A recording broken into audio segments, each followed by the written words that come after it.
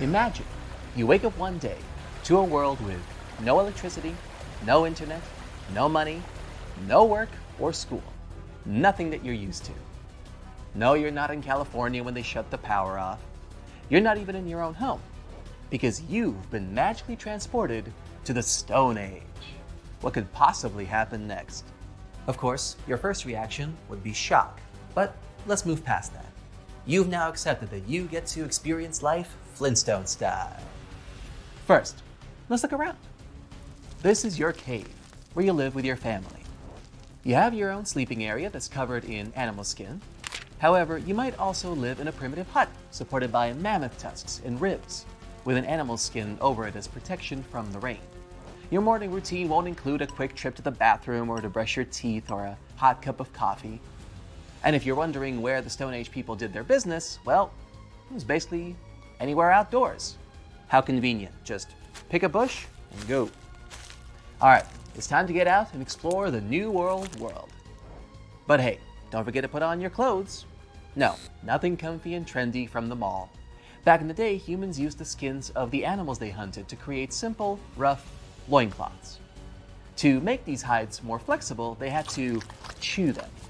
Let's assume you already have an outfit for today and don't have to strain your jaws right now. Thousands of years in the future, humans will learn how to smoke these animal hides to make them last longer and start making tunics. What about footwear? Scientists believe it was present around 40,000 years ago. Take a small piece of animal skin and wrap it around your foot. Then stuff hay under the heel to create some kind of sole. Voila! One shoe is done. Do the same with the other foot, and you're ready to roam. Now, don't be scared. You're not going to face a giant mammoth right outside the shelter. Ancient humans were pretty smart and learned animals' habits because it was the only way to survive in the wild. So they chose caves or built huts in the safest places they could find. Now go down to the river and wash your face. Are you curious to find out what you'd look like in the Stone Age? Take a peek at your reflection in the water.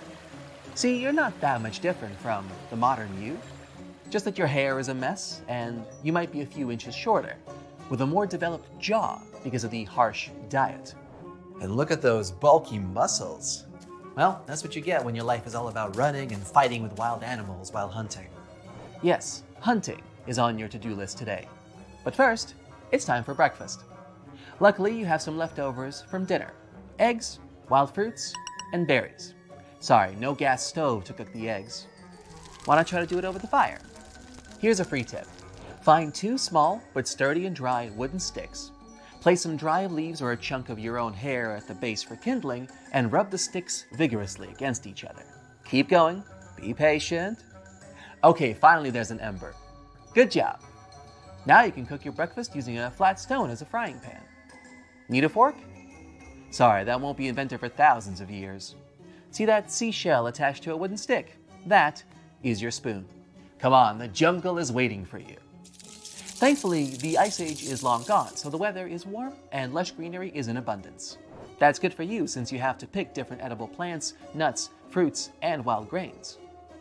It wasn't until around 10,000 BCE that folks in the Stone Age learned how to grow their crops and domesticate animals. Only then could they finally stop moving from place to place in search of good hunting grounds. Oh look, there's some grapes.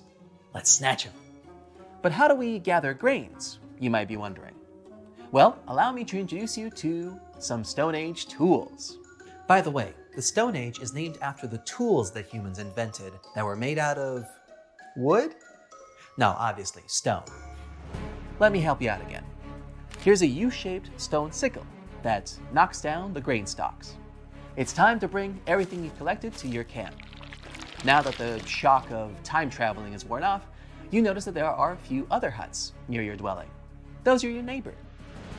Betty and Barney Rubble, I guess. Stone Age people usually united in groups of 20 to 50 and help each other to survive.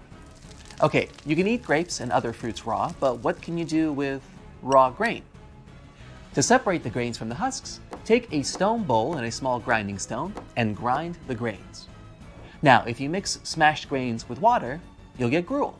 Fry it on stones the way you did with the eggs, and there's your first flatbread. Yeah, it doesn't taste amazing, but don't forget, it's gonna be another 15,000 years before your favorite bakery gets built. Is it dusk already? Brace yourself, my friend, because you are about to go hunting. But I've got good news for you. You don't have to do it alone. Stone Age people survived this period because they did almost everything together. So, call up your camp neighbors and get ready. How would you feel living in such harsh conditions? Let me know in the comments. But how did humans communicate back then? At the very beginning of the Stone Age, they only used a series of cries and gestures to express their fear, joy, pain, or warning to the others about imminent danger. It was much later that they learned how to pronounce specific sounds using their teeth, tongue, and mouth. That's how both speech and language was developed, which made their life much easier and leveled up their teamwork.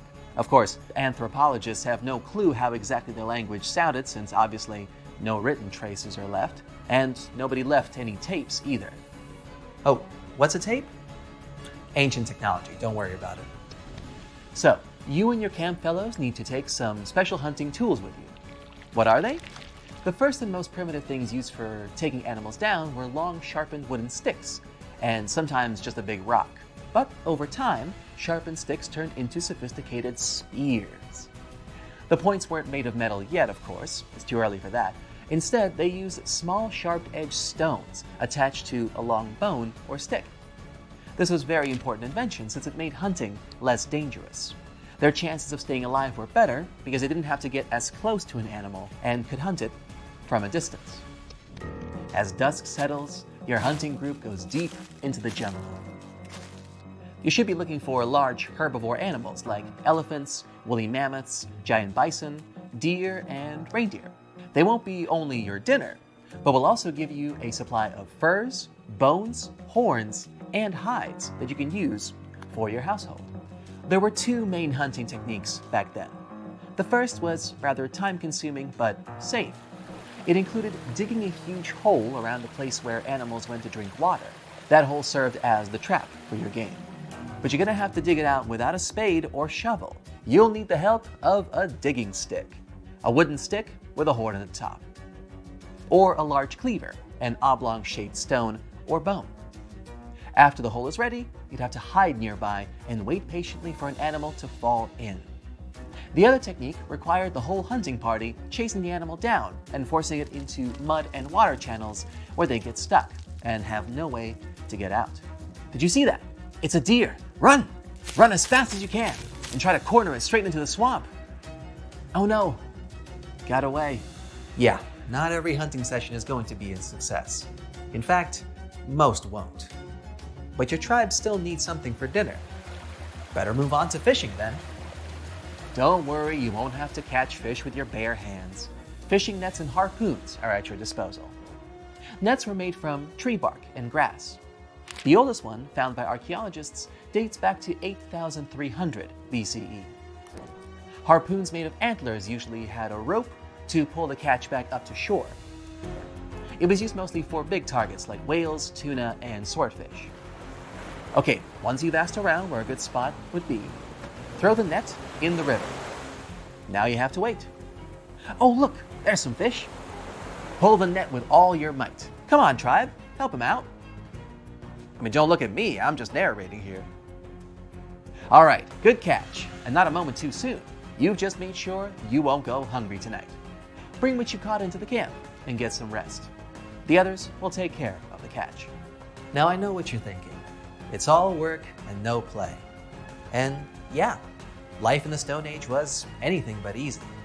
But still, humans did have some forms of entertainment. No, you're not going to an amusement park or a cinema, but you can pass the time playing music on flutes, made from bird bones and mammoth ivory.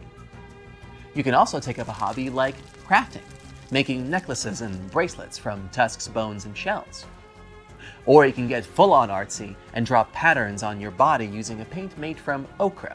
It's a type of red clay. Or paint some pictures in a cave. Carve something crazy to make archaeologists in the future wonder what it meant.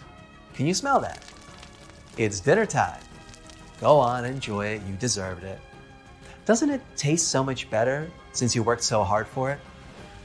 Alright, now that you've experienced a day in the Stone Age, let's take you back home to the modern day. The next time you complain that your internet is too slow, or the food you ordered is 15 minutes late, think about how much harder life used to be for people in the Stone Age, and how it is only thanks to their tireless efforts to survive that you and I get to enjoy our pretty comfortable lifestyle today.